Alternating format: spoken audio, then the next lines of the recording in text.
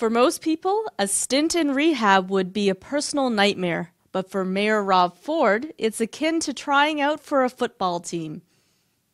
The embattled Toronto mayor says that while football training camp is hard, the football player can't wait for it.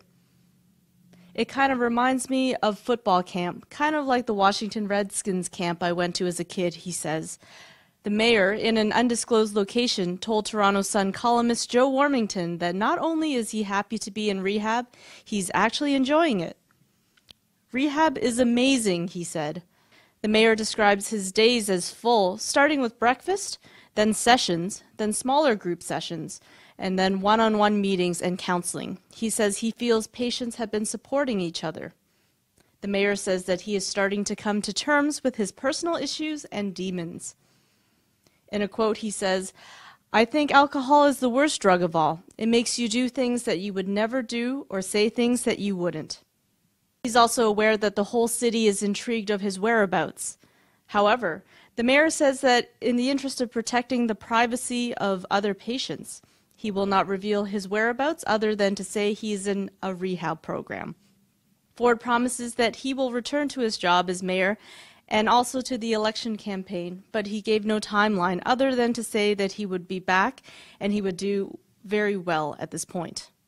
In a quote, he says, "Of course I am coming back and I'm going to kick butt." And despite everything that he's been through and worldwide attention on his failures, his reported misogyny, racist comments, threatening language, reports of smoking crack cocaine and public drunkenness, he honestly believes that he can overcome all of that and stand for mayor and win back the voters on October the 27th. Ford says, quote, "On October 28th, there will be no need to change the locks. There will be no need to clean out my office because I am coming back." When the mayor's interview with Joe Warmington appeared, there was much skepticism and cynicism about not only the whereabouts of the mayor, but the effectiveness of his treatment program.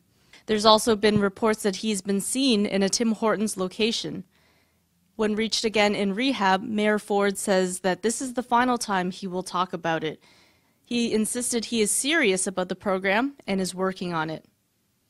Time will tell how it all shakes out, but right now, the world's eyes are on Toronto and on the future of Mayor Rob Ford. For the Toronto Sun, I'm Jenny Ewan.